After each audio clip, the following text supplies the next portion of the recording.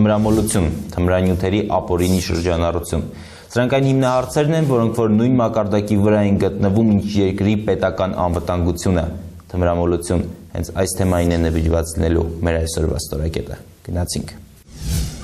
Թմրամոլության դեմ քարոզչությունը շատ թերի է կատարվում։ Մենք պիտի հասկացնենք, որ պետք չի մարմնին տալ այն, ինչ որ ուզում է։ Եթե մի բանը սպառնալիք է, արատավոր սպառնալիք է հասարակության համար, միանշանակ ինքը իրավունք չունի կյանք ճաշակելու։ Տվյալ մարդուն ասել դու հանցագործ ես, դու պետք է իզոլացվես, դու վտանգավոր ես հասարակության համար, սխալ է։ Մարդկանց պետք է օգնել ավելի կամքի ուժեղ դրսևորում ունենան եւ դուրս գան այդ կախված վիճակից։ Թույլ կամքիտ էլ մարդն է, որ ասում է լավ, էսի փորձեմ ու տենց գնում է։ Բոլորդ գիտակցում եք, բոլորս էլ դրթված եք անել այն ինչ որ արգելված, ասում արգելված պտուղը դա ավելի։ Կարևորը իրանց համար 1 վայրկյանն է։ Վայրկյանով ապրում են միայն անառակները ու թույլ բնավորությամբ օժտվածները։ Դա այն եզակի հիվանդություններից է, որ ոչ միայն բժիշկների խնդիրն է, այլև ամբողջ հասարակության խնդիրն է։ Եվ պետք չի նման վերաբերմունք ունենալ այդ մարդկանց հանդեպ։ Բարև ձեզ, հանրային հեռուստատեսության եթերում ստորակետ երիտասարդական նախագիծն է։ Այսօրվա մեր թեման թմրամոլությունն է, եւ առաջին հարցը, որից ուզում եմ սկսել մեր հաղորդումը, թմրամոլությունն դա հիվանդություն է, թե հանցագործություն, որը որ պետք է պատժել։ Կարելի է, ես կարծում եմ թմրամոլությունը ցանկացած երկրում, այսինքն ցանկացած հասարակության մեջ իմ պատկերացումը պայմանավորված է 2 գործոնով, այսինքն ես ընդունում եմ, որ դա եւ հիվանդություն է, որից էլ ծնվում է ըստ էության արատավոր գործողություն, քանի որ առողջ հասարակություն ստեղծելու համար նման միավորները ըստ էության իրենց բնույթով, իրենց որակով մարդկային չեն համապատասխանում հասարակության գաղափարին, այսինքն ես կարծում եմ, որ այն մարդիկ, որոնք օժտված են թույլ խառնվածքով կամ արկածախնդիր բնավորությամբ, հենց նմաններն են գերի դառնում այդ երևույթին, դա մեկ, երկրորդ, մի բան, որը հնարավոր չի արմատախիլ անել ցանկացած հասարակության մեջ, բայց ինքը թմրամոլությունը նաև ունի հասարակարգային ուղղվածություն, այսինքն խնդիրը նա է, թե մեր երկրում ինչ հասարակարգ է գործում, որքանով է ուշադիր, որքանով ունի արժեքային ըստ էության դաստիարակություն ստեղծելու առողջ հասարակություն հիվանդություն է բավականին ծանր բուժելի թե իհարկե բուժելի է տարբեր նյութերից կախվածությունները ընդհանրապես թմրամոլություն այսօր այլևս չի գործածվում կարելի ասել այդ տերմինը բժշկագիտության մեջ ավելի շատ գործածվում է կախվածություն տերմինը որոշակի նյութերից այսինքն կախված որ նյութից է տվյալ անձնավորությունը տվյալ պահին կախվածություն ունի բոլոր արատավոր երևույթները թմրամոլության հետ կապված ծնվում են տվյալ անհատի հիվանդությունից, այսինքն դատեք ինքներդ, մարդը եթե տառապում է հիվանդությամբ, այսօր իրան դեղի համար կամ թմրամիջոցի համար գումար է պետք, իսկ այդ գումարը հայթայթելու համար ինքը պետք է որոշակի գործողություն, եթե այդ գումարը ինքը չունի, բնականաբար ինքը կատարում է արդեն ապօրինի գործողություն։ Եթե մենք կարևորենք միայն հիվանդության գործոնը, ոչ թե տվյալ մարդու էությունը, ներաշխարը, նշանակում է մենք ունակ չենք լինի պայքարելու այդ երևույթի դեմ։ Դա հիվանդություն չէ, դա մտածելակերպ է, դա պայմանավորված է մասնավորապես, որ տվյալ անձը ունակ չի իսկության դեմ պայքարելու իր կամքով, իր մտքով, այլ ընդհակառակը փորձում է խոչընդոտներից խույս տալ, պատասխանատվության զգացումից զուրկ անձ է լինում այդ մարդը, որտեղ ես կարծում եմ, որ մենք թույլ խառնվածքի տեր մարդն է, որը փորձում է առած խոչընդոտը հաղթարելու միանգամից պարտվում է, լինի դա դժբախտ պատար, թե ընդհանրապես կյանքի իր բոլոր գույներով։ Այսինքն ես կարծում եմ, որ դա ոչ թե հիվանդություն է, այլ դա մտածելակերպ է։ Դա ընդամենը մի կրքի տեսակ ենք մենք շեշտում։ Կրքերը տարբեր են, գողությունը նույնպես գիրք է, ըստ էության, հա, քծնելը նույնպես գիրք է, ամեն մեկը ունի իր թույլ կողմերը։ Բայց եթե մենք արտոնենք, ասենք թմրամոլները արտոնված դաս են, իրանք հիվանդ են, իրանք օրենքից դուրս չպետք է լինեն, իրանց դեմ չպետք է պայքար ծավալվի, դա ուրեմն մենք այդ երևույթի դեմ չենք կարող պայքարենք։ Պայքար ասելով ինչի նկատի։ Պայքարի նկատի ունեմ, որ առաջին հերթին նախ եւ առաջ նման մարդիկ պետք է իզոլացվեն օրենքի շրջանակներում 1։ Միևնույն ժամանակ պետությունը իր բոլոր ինստիտուտներով պետք է Այցեք որտեղ պետք է իզոլացվեն։ Իզոլացվեն այնպիսի ինստիտուտներում, որպեսզի տվյալ մարդիկ չշփվեն հասարակության հետ ու իրենց մտածելակերպով, իրենց վարքով չխրախուսեն մյուսներին։ Այսինքն դրանք բանտի մասին է խոսքը։ Միանշանակ լինի դա բանտ, կլինիկա, թե ինչ ուզում է լինի, եթե մի բանը սպառնալիք է, արատավոր սպառնալիք է հասարակության համար, միանշանակ ինքը իրավունք չունի կյանք ճաշակելու։ Պարոնի խոսքի մեջ արդեն հակասություն կա, որտեղ պարոնը ինքը նշեց, որ կախվածությունները տարբեր են լինում, ամեն մեկը ունում է կախվածություն։ Եթե հիմա ընդունում ենք եւ ճիշտ է, ես կիսում եմ բժշկի տեսակետը, որ թմրամոլությունը կախվածություն է, եթե այդ անձանց պիտի իզոլացնենք, ապա մյուսներն էլ պետք է իզոլացնենք։ Սա կամքի թուլության խնդիրն է։ Ես արդեն 7 ամիս աշխատում եմ թմրամոլների հետ եւ համագործակցում եմ բժշկի հետ մետադոն ծրագրի մեջ։ 6 ամսվա արդյունքում մենք ունենք 4 դեպք, որոնք թողեցին թմրամոլությունը։ Իրենց հավատքի եւ կամքի դրսևորման շնորհիվ։ Եվ 1 հոգի ունենք նաեւ մետադոն ծրագրի մեջ, որ դուրս եկավ մետադոն ծրագրով։ Մարդկանց պետք է օգնել, որ զորացնեն իրենց հավատքը, ավելի կամքի ուժեղ դրսևորում ունենան եւ դուրս գան այդ կախված վիճակից։ Ես կուզենայի մի քիչ խոսել թմրամոլության մասին սաղմնային վիճակում։ Այսինքն ինչն է հանդիսանում խթանը, որ մարդիկ դառնում են թմրամոլ, որովհետև իրականում կդիտարկենք մենք թմրամոլությունը հիվանդություն, արատ կամ ախտ, իրականում թմրամոլությունը ինչ-որ բանից առաջանում է։ Եվ իմ կարծիքով լրջագույն խնդիրը հասարակության մեջ այդ մարտահրավերը հասկանալն էր, թե ինչն է պատճառը, որ մարդիկ դառնում են թմրամոլ։ Ամենայն հավանականությամբ նայելով օտար երկրների փորձը, մենք տեսնում ենք, որ թմրամոլներին այո, ընկալում են որպես հիվանդներ։ Եվ ընկալում են հիվանդներ թմրամոլ դառնալուց հետո։ Մեր իրականության մեջ թմրամոլներ դառնում են ավելի շատ էքստրեմալ իրավիճակների ձգտումից։ Այսինքն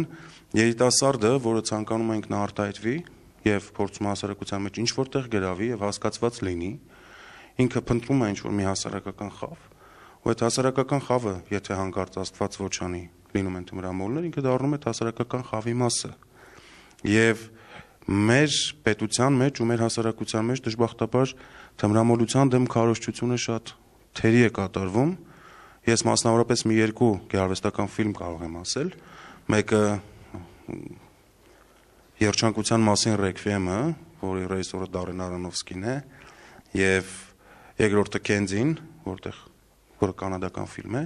որտեղ բացարձակ ու մանրամասն ներկայացվում են թմրամոլության արդյունքները եւ հետևանքները։ Մեր հասարակությունը, որոշ չափով եւ երիտասարդությունը իրականում չի պատկերացնում ինչ է թմրամոլությունը, մանավանդ այդ ամենաանորակ երաժշտությունը ըստիս, որը ռուսական sense շանսոն կոչված երաժշտությունն է, որտեղ բազմաթիվ երգեր կան, որտեղ գովերգվում է այդ թմբրային վիճակը, կայֆույմ, չեմ անում ինչ եւ այլը, որը իմ կարծիքով մենք դրա դեմ պիտի առնենք։ Մենք պիտի կարողանանք մեր ժողովրդին բացատրել, որ այդ վիճակը իրականում ամենասարսափելի եւ ողբերգական վիճակն է։ Ուրեմն ես ուզում եմ միանգամից այստեղ սահմանազատել թմրամոլության դեմ պայքար, այսինքն թմրամոլների, հա երևի նկատի ունեք, այդ մեկուսացնել, իզոլացնել եւ թմրամիջոցների ապօրինի շրջանառության դեմ պայքար։ Դրանք լրիվ տարբեր բաներ են։ Մարդը, որ արդեն ունի կախվածություն, օրինակ, մարդը, որ ունի ափիոնատիպ նյութերից կախվածություն։ Այսինքն կախվածությունը ըստ ձեզ դա ֆիզիկական հենց կախվածություն։ Ես հիմա բացատրեմ, ասեմ, կախվածությունը ինքը ինչպես բոլոր հիվանդությունները ունի իր ուրույն զարգացման մեխանիզմը, որը պայմանավորված է մարդու գլխուեղի կարևորագույն նեյրոֆիզիոլոգիական փոփոխություններով։ Ու տվյալ մարդուն ասել դու հանցագործ ես, դու պետք է իզոլացվես, դու վտանգավոր ես հասարակության համար, սխալ է, ավելի ճիշտ է այդ մարդկանց բուժել ու հասարակությանը վերադարձնել որպես լավացած մարդ։ Ես մի բան կուզենայի շեշտել, եթե պետքա բուժենք, ուրեմն պետքա իզոլացնենք։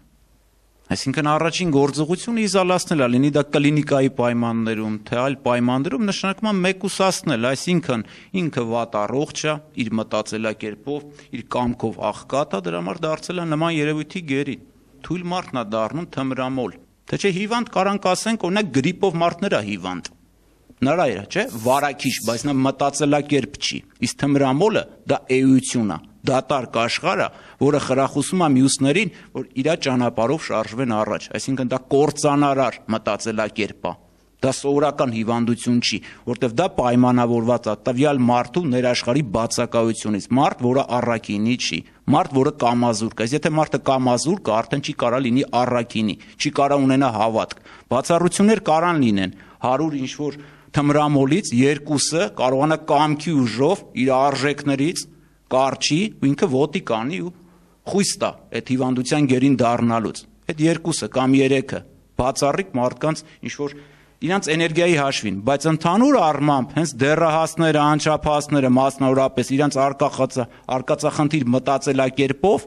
ըստ էության այդ օտարածին երևույթները շփվելով դրան պլյուս որ պետությունը իր հերթին չի տանում կոշտ քաղաքականություն, քարոզչական կամ օրենքի տեսքով Ինչ պետք է անի պետությունը պետությունը ոչ միայն պետք է օրենքով պայքարի, մինիմալը իզոլացնի կամ մաքսիմալը ինչ որ պատժի, այլ նախ եւ առաջ պետք է ունենա ըստ էության բարոյական ճիշտ քաղաքականություն, որը պետք է յուրաքանչյուր քաղաքացի զգա մանկապարտեզից միջև բու, միջև հիմնարկ։ Ներեցե կան մարդիկ, որ չգիտեն, որ թմրամոլությունը դա վատ բան է։ Գիտեն, բայց ամբողջ խնդիրը սա է, որ տվյալ մարդը, ես էլ եմ կրկնում, թույլ խառնվածքով օժտված մարդը, որը զուրկ է առաքինի ներաշխարից, որը զուրկ է ընդհանրապես հասկանալու սևը սպիտակից, ու նաև իր մեջ գործում է այդ կամազուրկ հետաքրքրասիրությունը,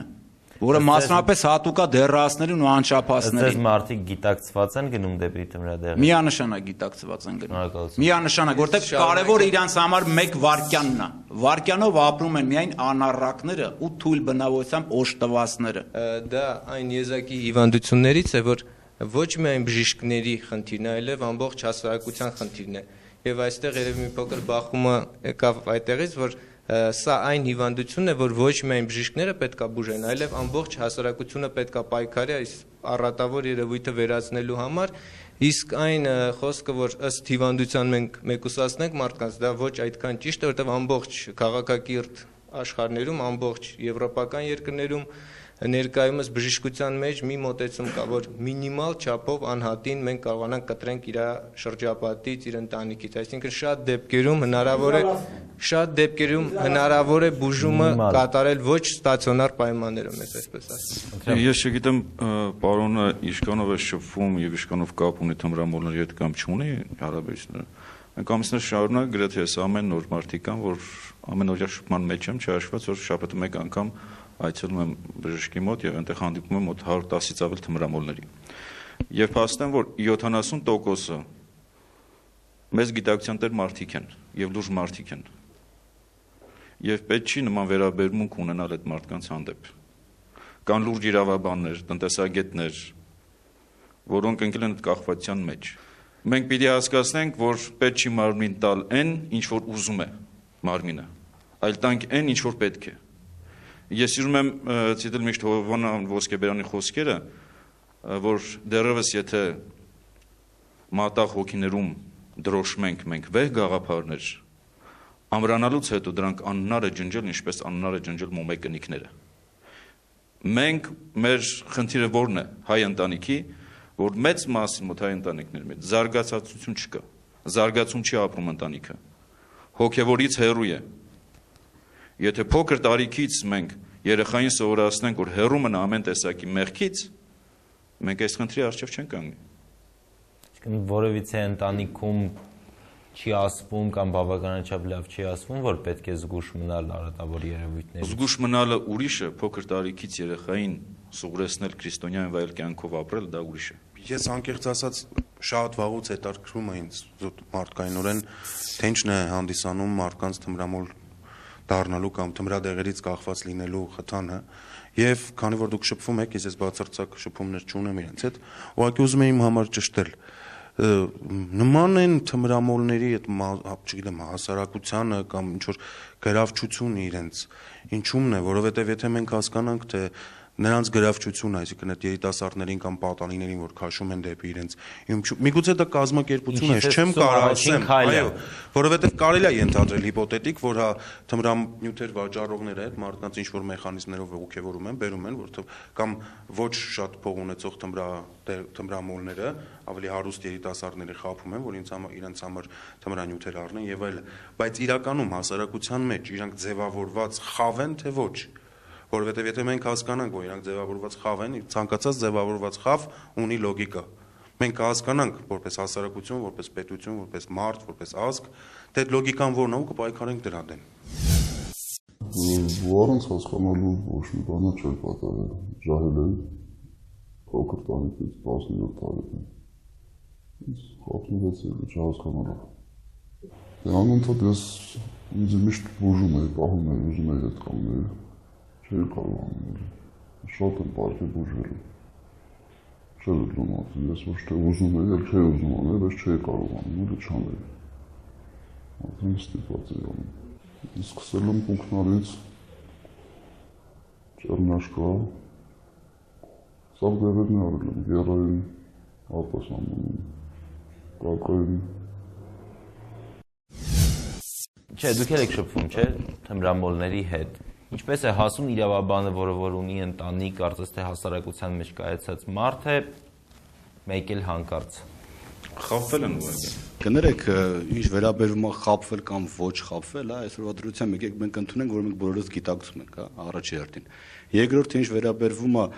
թմրամոլ լինելը կամ տվյալ պահի դրությամբ առաջանալ, թմրամոլ, ինչ որ մեկը որ քեզ դրթում է, այսպես ասած, օգտագործել այն նյութ, որը որ 1 րոպե, այսպես ասած, քեզ կարծես թե ավելին քան կտա։ Դա իմ կարծիքով խոսել նման բանի հետ կապված, դա իմ կարծիքով չարժի, որովհետև նման բան գոյություն չունի։ Բոլորս գիտակցում ենք, բոլորս էլ դրթված ենք անել այն ինչ որ արգելված, ասում արգելված պտուղը դա ավելի Բայց կան բազմաթիվ մարդիկ, որ ասում են, դե մի անգամ փորձեմ։ Եկեք ընդունեք այն փաստը, մի անգամ փորձելու հետ կապված, չէ՞, բոլորս էլ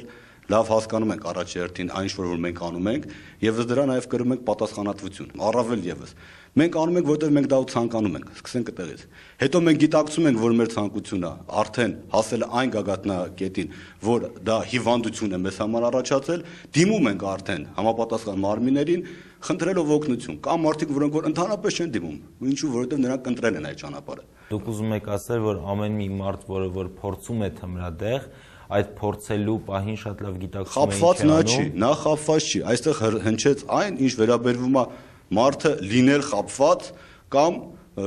ընկնել ազդեցության տակ, հա, նման բան գոյություն չունի, մենք չենք կարող ընկնել որևիցե ինչ-որ մեկի ազդեցության տակ։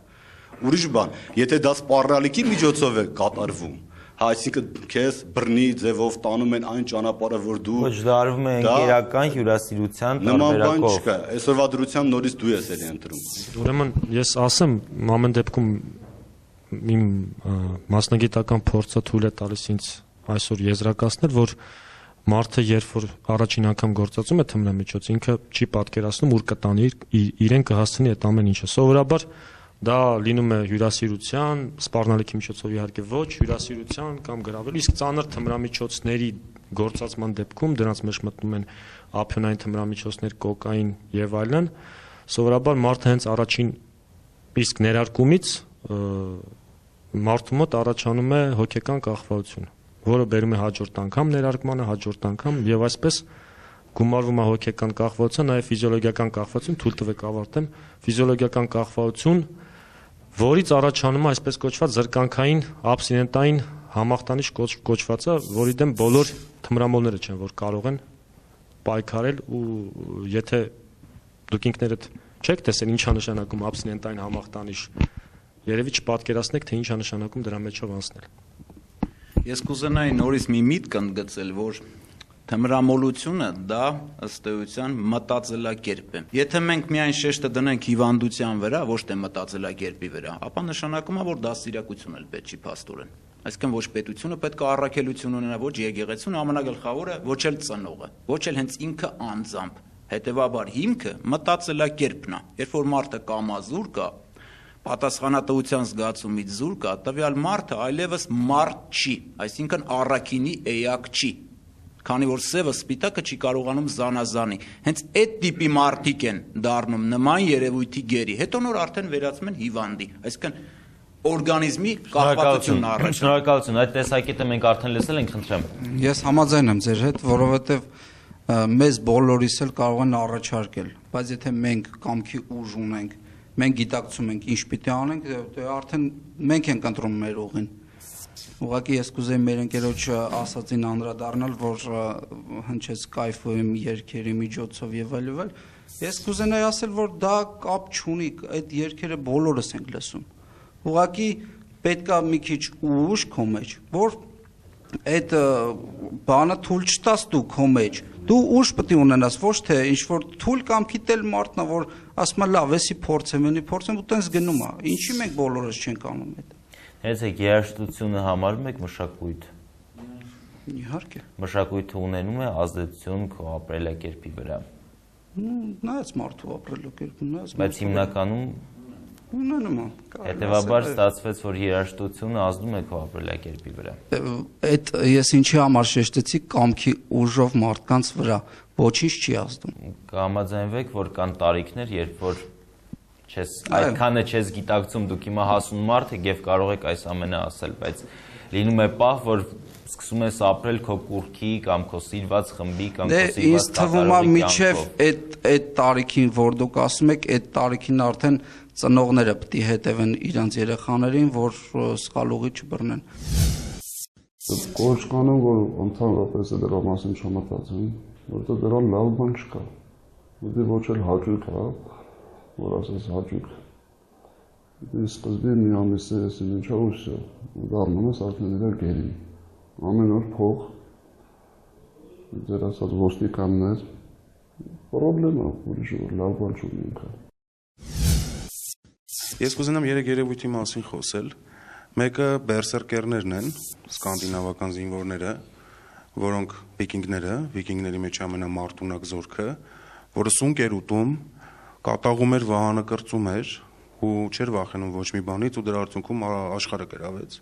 Դա ոգևորման մի ճանապարհ։ Կուզենամ շատ նորավոճ մի հատ ռուս գրողի մասին խոսել, Վիկտոր Պելևին անունով, որը գիրք ունի Generation P, որը հիմնականում եւ շատ նորավոճ է եւ շատ սիրված է շատերի կողմից, որտեղ բազմաթիվ անգամներ սինթետիկ թմրանյութ LSD-ի մասին է գրվում եւ սնկերի, որոնք էլի գալուցինագեն են։ Կուզենամ խոսել Կառլոս Կաստանեդայի մասին, որը գրել է Դոն Խուանի ուսմունքը, եւ այս բոլոր ամենը, ինչ որ ես թվարկում եմ, շատ էկզոտիկ է եւ երիտասարդության համար շատ գրավիչ։ Արկել ենք։ Չարկել ենք։ Դրա դեմ ինչ որ բան ձեռնարկենք։ Փորձենք մարդկանց ներկայացնել, որ գիտեք ինչ կա, այդ որ տենց գունավոր գրում են, որ դու կարող ես դառնաս բազե, ոնց որ Կաստանեդայի մոտ էր, կամ լնես շատ քաջ, ոնց որ վիկինգներն են, կամ Կոմս Մոնտե Քրիստոյի մեջ Ձյումայի, որտեղ նշված էր, որ Կոմս Մոնտե Քրիստոն ափյոն էր ծխում եւ երանության մեջ էր, շատ սիրուն էր նկարագրած այդ վիճակները։ Մենք դրա դեմ ինչ-որ բան պետքա ձեռնարկենք։ Ես էլ եմ կրկնում, մենք պետքա մարդկանց ուղեղների մեջ մտցնենք, որ այն ինչ որ դուք անում եք ողբերգական է։ Ոնց որ մարդիկ ձիայի դեմ են պայքարում, ասում են, որ, չգիտեմ, թմրամոլությունը եւ